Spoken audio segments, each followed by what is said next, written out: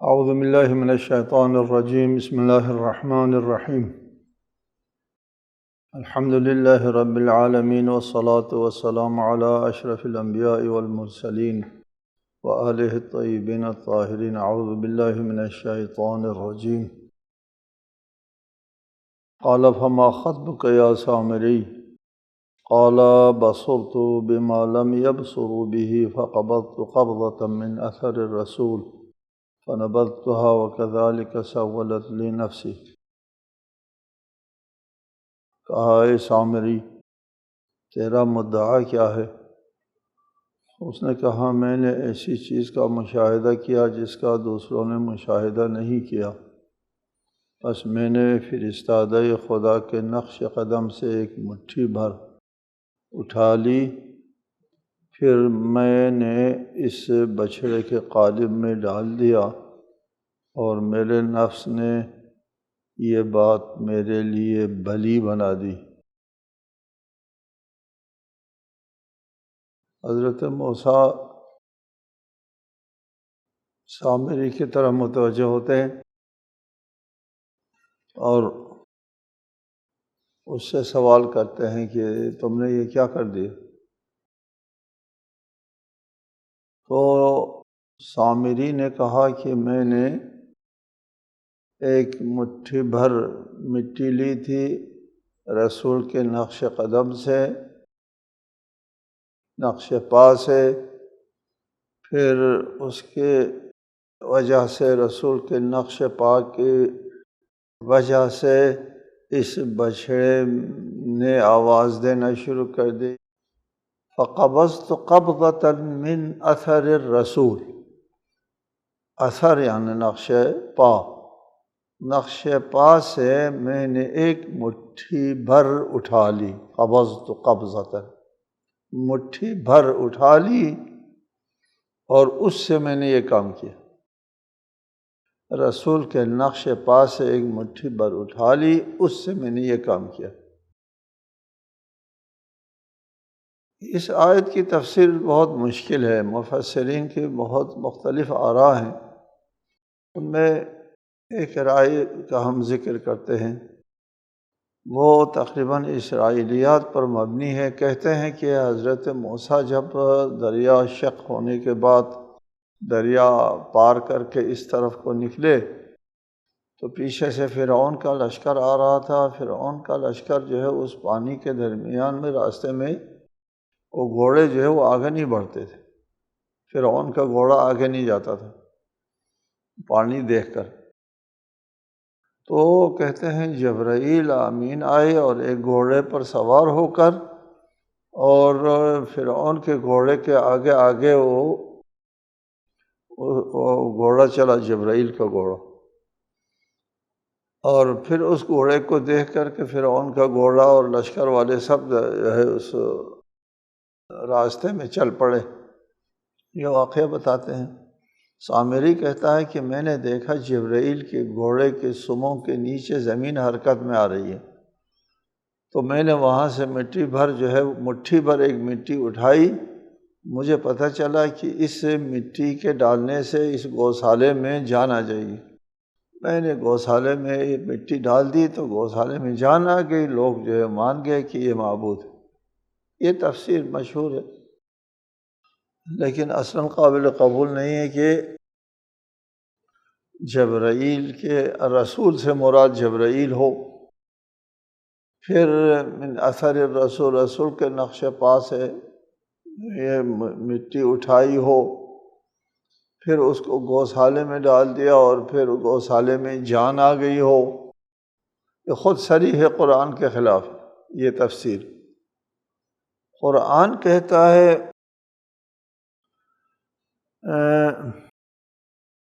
یہاں لفظ جسد استعمال کرتا ہے قرآن، یہ جسد، جسد کہتے ہیں اس جسم کو جس میں کوئی روح نہ ہو۔ فَأَخْرَجَ لَهُمْ عِجْلًا جَسَدًا لَهُ خُوَارٌ، جسدًا ایک ڈھانچہ ہے، جسد ڈھانچہ جس میں جان نہیں ہے، اس کو جسد کہتے ہیں۔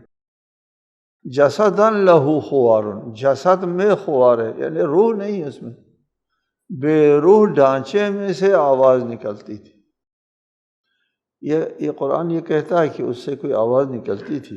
لہو خوارن، اس کو کوئی خوار تھا لیکن تھا جسد۔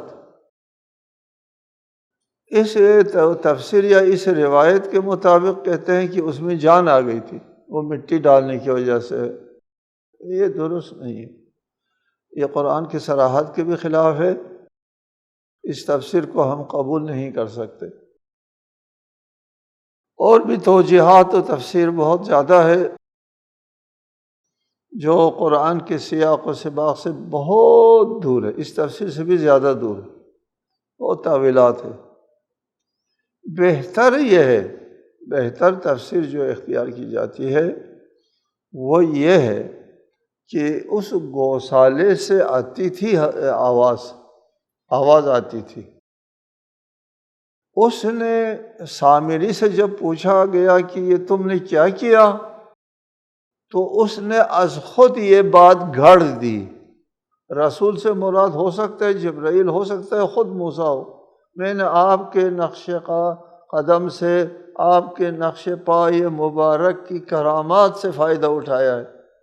خود حضرت موسیٰ کو روستائی کے ذریعے کہ کسی مٹی سے آواز اس میں نہیں آتی تھی، بلکہ اس کی ساخت وہ زرگر تھا، خود مشہور کہتے ہیں وہ خود زرگر تھا، اس کو مہارت تھی اس قسم کی چیزیں جو ہے وہ بنانے کی۔ اس نے اس طرح اس گوسالے کو بنایا، اس سے آواز جب گزرتی تو پھر وہ ہوا جب گزرتی تھی تو آواز نکلتی تھی، کچھ اس قسم کا ساخت اس نے کیا تھا۔ تو اس آواز کو جو ہوا کے گزرنے سے نکلتی تھی، اس نے رسول کے نقش پا کی کرامت کے طور پر گھڑ کے بتا دیا، یہ اس نے گھڑ دیا ہے۔ کسی حقیقت اور امر واقعی کی نشاندہی نہیں کر رہا۔ جس طرح اس نے گوسالے کو رب بنا دیا، گھڑ دیا، اسی طرح اس نے اس طریقہ کار کے واقعے کو بھی گھڑ دیا، یہ ایسا ہوا، یہ سب غلط۔ جس طرح گوسالے کو رب کہنا غلط تھا، افطرا، اسی طرح اس کے بنانے کی جو واقعہ ہے وہ بھی افطرا ہے، جھوٹ بولا ہے اس نے، کوئی ایسی بات نہیں تھی۔ كذلك سولت لنفسه قال فاذهب فإن لك في الحياة أن تقول لا مساس وإن لك موعدا لن تخلفه وانظر إلى إلهك الذي ظلت عليه عاكفا لنحرقنه ثم لننسفنه في اليم نسفا۔ موسیٰ نے کہا دور ہو جا، تجھے زندگی بھر یہ کہتے رہنا ہوگا کہ مجھے ہاتھ نہ لگانا، اور تیرے لیے ایک وقت مقرر ہے جو تجھ سے ٹلنے والا نہیں ہے، اور تو اپنے اس معبود کو دیکھ جس کی پوجا میں تو منہمک تھا، ہم اسے ضرور جلا ڈالیں گے، پھر اس کے راکھ کو اڑا کر دریا میں ضرور بکھیر دیں گے۔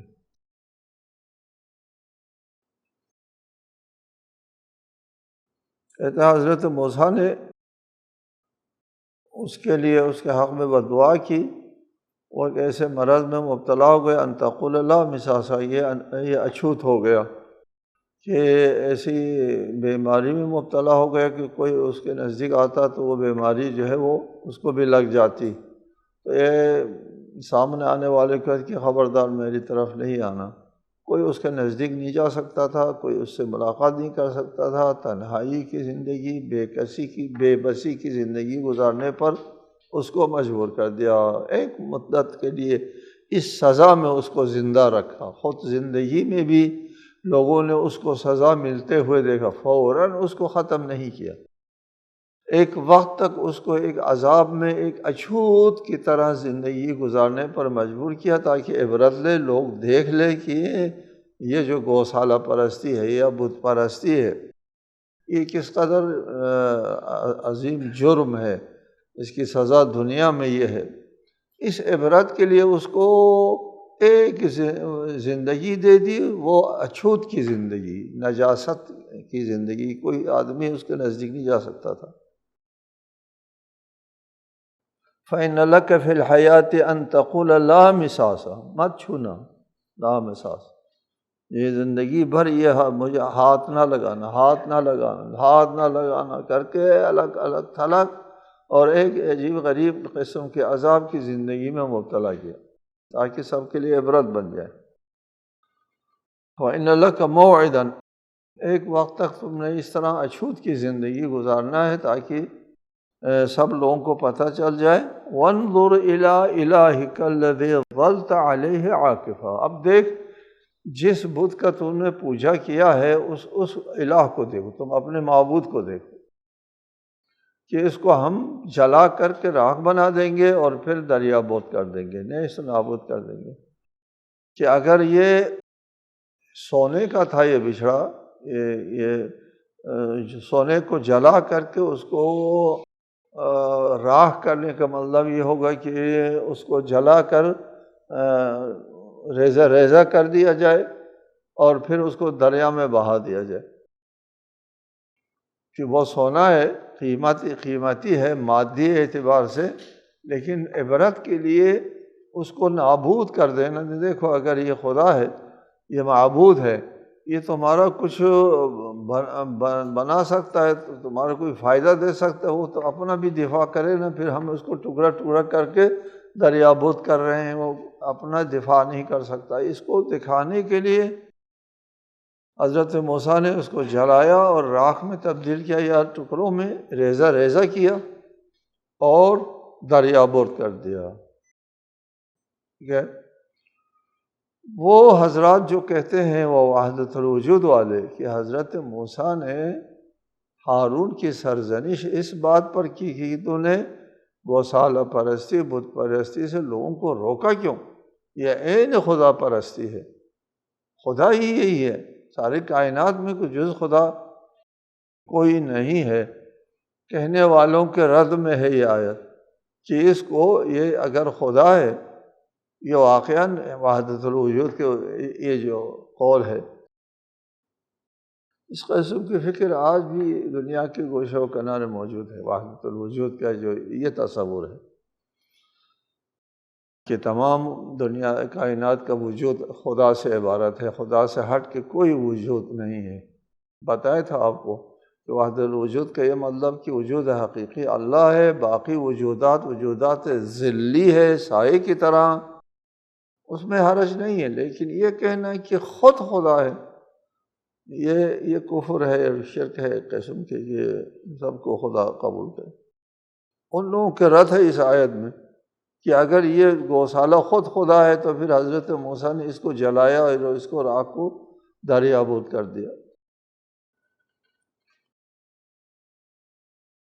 انما الہکم اللہ الذی لا الہ الا ہو وسع کل شیء علما، بس تمہارا معبود تو وہ اللہ ہے جس کے سوا کوئی معبود نہیں، اس کا علم ہر چیز پر محیط ہے۔ یہاں بھی پھر وہی توحید ہے اور وہی نفی ہے، اللہ کے علاوہ تمہارا الہ، تمہارا معبود صرف وہ ہے جس کے سوا کوئی معبود اس کائنات میں نہیں ہے، جس کا احاطہ علمی ساری کائنات کو اوپر حاکم ہے، وہی تمہارا خدا ہے۔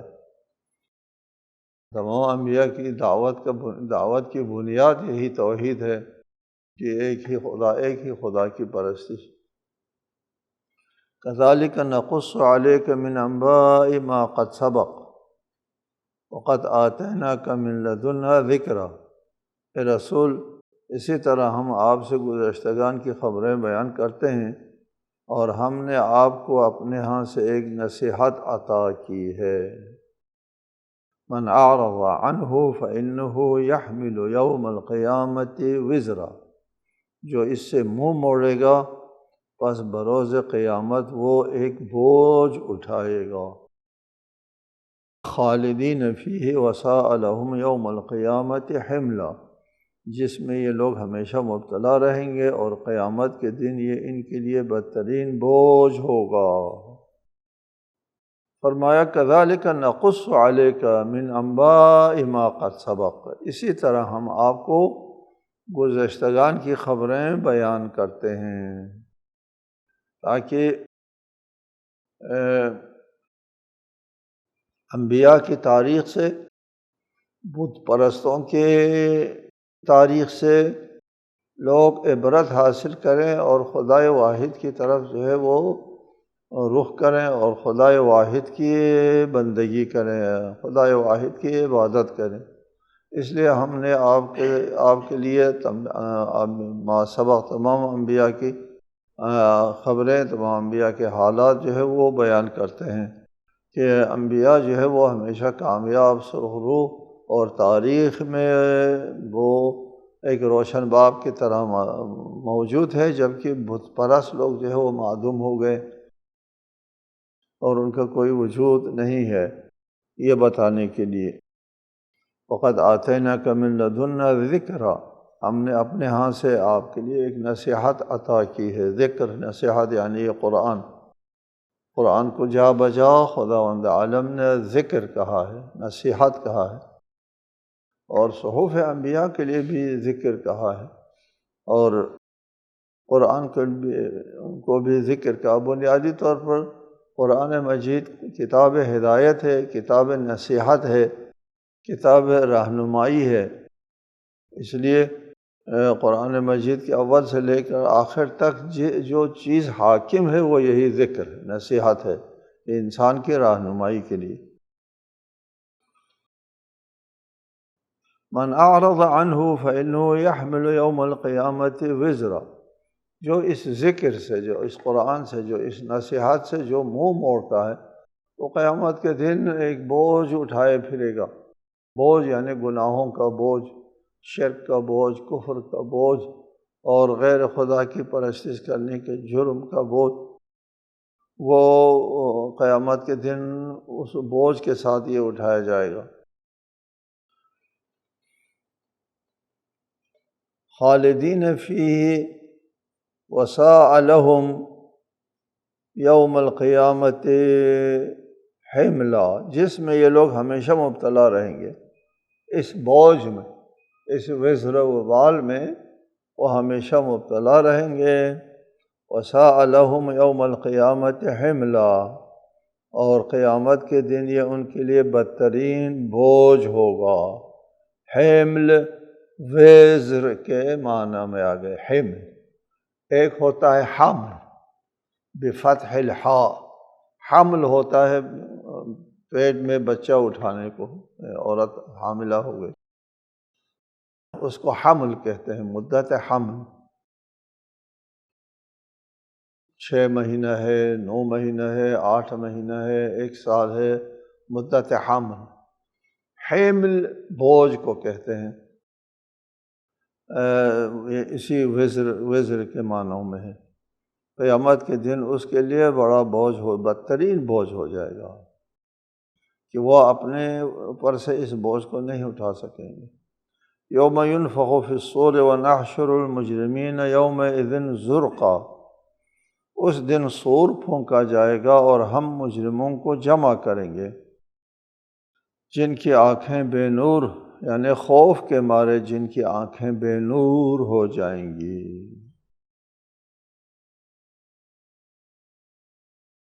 یوم ینفخ فی الصور، صور پھونکنے کا ایک واقعہ 2 مرتبہ پیش آئے گا، 2 مرتبہ صور پھونکا جائے گا۔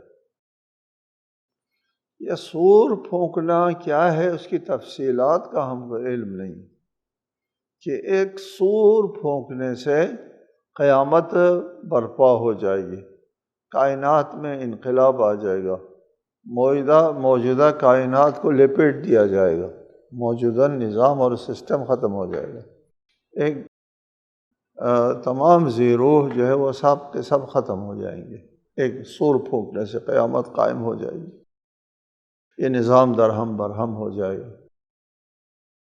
پھر اس کے بعد سب لوگ مر گئے، اس کے بعد ایک اور سور پھونکا جائے گا، اس سور کے پھونکنے سے پھر نئی کائنات وجود میں آ گئی ہوگی، اور پھر وہ مردہ جو مردے سب زندہ ہو جائیں گے، دوسرے سور پھونکنے سے سب زندہ ہو جائیں گے۔ پہلے سور اور دوسرے سور کے درمیان میں کتنا فاصلہ ہوگا، زمانہ کتنا ہوگا، بعض روایت میں یہ ہے کہ انسان کے وہ ہم خیال میں نہیں آتا ہے کہ وہ کتنا، اتنا زمانے کا فاصلہ بہت زیادہ ہوگا، پہلے سور اور دوسرے سور میں بڑا فاصلہ ہوگا، زمانے کا اربوں سال کا فاصلہ ہوگا۔ یہ اربوں سال کا فاصلہ جو ہے وہ عالم برزخ کا عالم ہوگا۔ عالم برزخ کتنا طویل ہوگا، عالم برزخ ہم کو اور آپ کو اصلاً اس کا اندازہ نہیں، نہ بتایا گیا ہے، چونکہ نہیں بتایا علم قیامت اللہ تعالیٰ نے کسی کو نہیں دیا ہے کہ قیامت کب برپا ہوگی، یہ علم صرف اور صرف اللہ تعالیٰ کے ذات کے ساتھ مخصوص ہے۔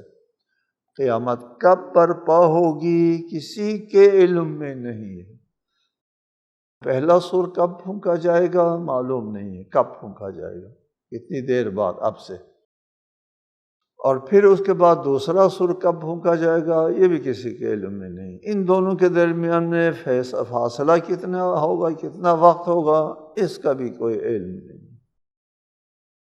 اللہ تعالیٰ نے یہ علم کسی کو نہیں دیا ہے، قیامت کا علم کسی کو نہیں دیا ہے، دونوں سور کا بھی، سور پھونکنے کا بھی علم نہیں دیا ہے۔ اس سے ایک قابل توجہ بات ایک سامنے آتی ہے، پھر انسان جب مرتا ہے اور مرنے کے بعد قیامت کے دن جو اٹھایا جائے گا، ان دونوں کے درمیان کتنا وقت ہے، کتنا فاصلہ ہے، نہیں معلوم کتنا فاصلہ ہے۔ برزخ کا دورانیہ جو ہے وہ کتنی مدت پر مشتمل ہے یہ معلوم نہیں ہے، یہی قابل توجہ ہے۔ اسی لیے روایات میں ہے، یہ حدیث ہے کہ تم اپنے برزخ کے سوچو، اپنے برزخ کو ٹھیک سے گزارو، قیامت کے دن ہم تمہاری شفاعت کر کے لے جائیں گے۔ البتہ اس کے لیے شفاعت کے ابھی آگے آیت آتی ہے، شفاعت کے لیے بھی قابل شفاعت ہونا ضروری ہے۔ شفاعت یہ نہیں کہ ہر مجرم کو اور ہر گناہ گار کو بخشا جائے گا، شفاعت کر کے چھڑا کے لے جائے گا، اس میں شفاعت کی قابلیت ہونا ضروری ہوتی ہے۔ تو ائمہ نے فرمایا کہ برزخ کی فکر کرو، برزخ کے زمانے کی فکر کرو، بہت لمبی مدت برزخ میں تم نے رہنا ہے، قیامت کے دن ہم تم کو بخشوا کے لے جائیں گے، سفارش کر کے شفاعت کر کے لے جائیں گے۔ یوم ینفخ فی الصور، یہ دوسرے سور کی بات ہے، دوسرے سور کی، مجرمین کو ہم جمع کریں گے اس دوسرے پھونک سے کہ ان کی آنکھیں بے نور ہو چکے ہوں گے۔ یتخافتون بینہم ان لبثتم الا عشرا، اس وقت وہ آپس میں دھیمے دھیمے کہیں گے، یتخافتون خفیف آواز میں، آہستہ آواز میں کہیں گے ایک دوسرے سے کہ ہم کتنے دن رہ چکے ہوں گے دنیا کی زندگی کے بارے میں، ان لبثتم الا عشرا، 10 دن ہم رہ چکے ہوں گے۔ یہ نحن اعلم بما یقولون، ہم خوب جانتے ہیں جو یہ باتیں کر رہے ہوتے ہیں۔ اذ یقول امثلهم طریقۃ ان لبثتم الا یوما، کہ ان میں سے جو زیادہ صاحب الرأی کا یہ کہنا ہوگا کہ تم تو صرف ایک دن رہے ہو۔ چلیے، قیامت جب برپا ہو جائے گی تو اس واقعے کے سامنے آنے کے بعد پیچھے مڑ کے انسان دنیاوی زندگی کے بارے میں سوچے گا تو دنیا کی زندگی جو ہے وہ کچھ لوگوں نے کہنا ہے 10 دن گزارے ہوں گے کہ جو سب سے زیادہ صاحب الرائے ان کا یار نہیں کوئی 10 دن نہیں، ایک ہی دن ہم نے وہاں گزارا ہے، قیام دنیا میں ایک ہی دن گزارا ہے، ٹھیک ہے جی۔ واقعاً قیامت کے مقابلے میں یہی برزخ کی زندگی کے مقابلے میں باقی حشر کے بعد جنت میں جاتے ہیں یا خدا نہ کنت جنت میں نہیں جاتے دوسری طرف جاتے ہیں تو اس کی بات رہنے دے۔ یہی برزخ کی زندگی میں بھی یہ 2 موقف ہے۔ ایک موقف یہ ہے کہ برزخ کی زندگی سب کے لیے، مرنے کے بعد انسان جو ہے وہ زندہ رہتا ہے، لوگ یا عذاب میں یا نعمت میں، وادی برہوت میں رہتا ہے یا وادی السلام میں، سب لوگوں کو حیات برزخی ہے۔ ایک موقف یہ ہے۔ دوسرا موقف یہ ہے نہیں کوئی حیات برزخی نہیں ہے سوائے شہداء کے، شہداء کے لیے حیات برزخی قرآن کی صراحت موجود ہے۔ تیسرا موقف یہ ہے کہ بہت بڑے بڑے مجرموں کے لیے بھی حیات برزخی ہے کہ عذاب دیا جانا ہے ان کو، اور بڑے بڑے صالحین کے لیے بھی حیات برزخی ہے، ان کو ثواب دینا ہوتا ہے۔ برزخی زندگی میں بھی ثواب و عقاب موجود ہے، ٹھیک ہے۔ دوسرا جو کہتے ہیں کہ جو باقی لوگ ہیں جو بڑے بڑے مجرم ہیں ان کو بھی حیات برزخی ملے گی، بڑے بڑے صالحین ہیں ان کو بھی حیات برزخی مل جائے گی۔ باقی لوگوں کو کیا ہوگا؟ باقی لوگوں کو ایک لمحہ بھی نہیں، ابھی مرا تھا، من بعثنا من مرقدنا، ہماری خوابگاہ سے ہم نے کس کو اٹھایا، وہ خواب میں تھا، ایسا لگے کہ خواب میں تھا، ایک لمحے کی طرح۔ من مات فقط قامت قیامتہ، جب انسان مرتا ہے دوسرے لمحے قیامت ہو جاتی ہے۔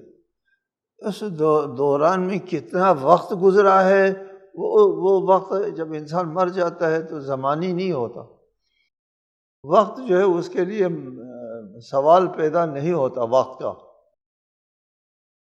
اس حیات دنیاوی میں وقت ہے، زمانی ہے، زمانہ ہے، اور آخرت میں ہو سکتا ہے یا وقت ہی نہ ہو یا اس کو ویسے رکھا ہے شعور میں، حیات میں نہیں رکھا، ادھر مر گیا اور لگے کہ دوسرے لمحے میں قیامت قائم ہو گئی۔ دوسرے لمحے میں جب قیامت قائم ہو گئی تو دیکھیں گے یار ابھی ہم مرے تھے تو ہم کتنا وقت گزار چکے ہوں گے دنیا میں، 10 دن یا 1 دن۔ یہ مجرمین کہیں گے، مجرمین۔ مومنین کے بارے میں بھی ہے کہ انسان جب قیامت کے میدان قیامت میں جب قدم رکھے گا، انسان کو جب اٹھایا جائے گا تو کہتے ہیں کہ اگر 70 انبیاء کے ثواب لے کر آیا ہے تو بھی کہے گا یار یہاں تو بہت زیادہ چاہیے تھا۔ 70 انبیاء کا ثواب لے کر آیا ہے بندہ، مومن ہے، اچھا مومن ہے، 70 انبیاء کا ثواب لے کر آیا ہے، پھر بھی کہے گا ادھر تو بہت کچھ چاہیے تھا، میں تو تھوڑا لے کر آیا ہوں۔ بات سمجھ میں آتی ہے؟ بہت مشکل مرحلہ ہے، تھوڑا لے کر کے آیا ہوں۔ یہاں سے بات سمجھ میں آتی ہے، آہ من قلت ذات وبعد السفر، ٹھیک ہے، ووحشت الطریق وعظیم المورد، جہاں وارد ہونا ہے اس کی عظمت کے سامنے انسان جو ہے وہ کیا ہوتا ہے، پریشان حال ہوتا ہے اور گریہ میں چلا جاتا ہے، گریہ کرتا ہے، رو پڑتا ہے۔ وعظیم المورد، جہاں پہنچنا ہے اس کی عظمت، کہاں پہنچنا ہے، اللہ کی بارگاہ میں پہنچنا ہے، یہ وہاں پہنچنے کے بعد پتہ چلتا ہے کہ 2 منٹ گزار کے آئے ہیں ادھر دنیا میں، ٹھیک ہے۔